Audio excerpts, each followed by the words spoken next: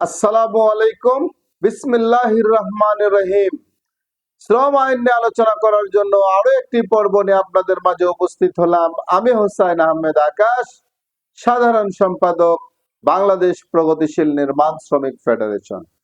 আশা করি সকলে ভালো আছেন।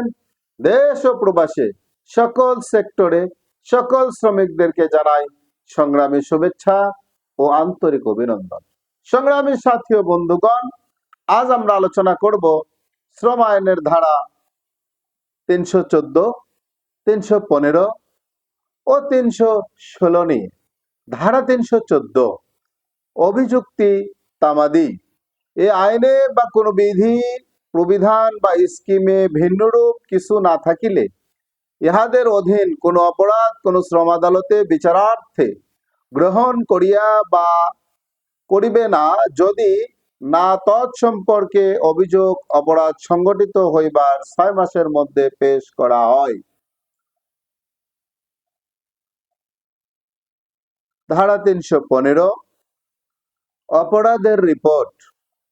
কোনো ব্যক্তি কর্তৃক এই আইন বা কোনো বিধি, প্রবিধান বা স্কিমের লঙ্ঘন বা ইহা মানিয়া চলিতে অস্বীকৃতি সম্পর্কে মহাপরিচালক, মহাপরিদর্শক অথবা ভবিষ্যৎ তহবিল নিয়ন্ত্রক অথবা তাহাদের কোন অধস্তন কর্মকর্তার নিকট অবগতির জন্য বা যথাযথ কার্যক্রম গ্রহণের জন্য রিপোর্ট করা যাইবে।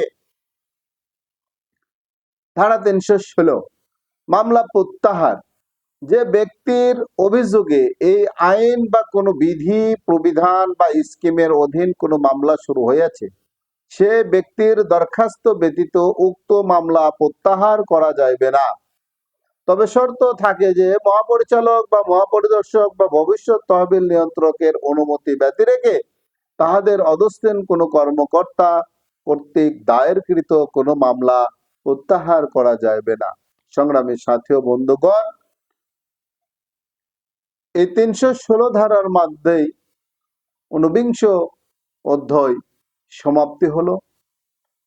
বাংলাদেশের প্রচলিত আইনের প্রতি শ্রদ্ধাশীল হয়ে এদেশের সকল শ্রমিক এবং মালিকগণকে শ্রম আইন মেনে চলার অনুরোধ রেখে সকলের সুস্বাস্থ্য দীর্ঘায়ু কামনা করে এই পেজের ভিডিওগুলো বেশি বেশি শেয়ারের মাধ্যমে এদেশের কোটি কোটি শ্রমিকদেরকে দেখার সুযোগ করে দেওয়ার অনুরোধ রেখে আমার নিজের জন্য দোয়া চেয়ে নিয়ে আজকের পর্ব এখানেই শেষ করছি। আসসালামু আলাইকুম। আল্লাহ হাফেজ।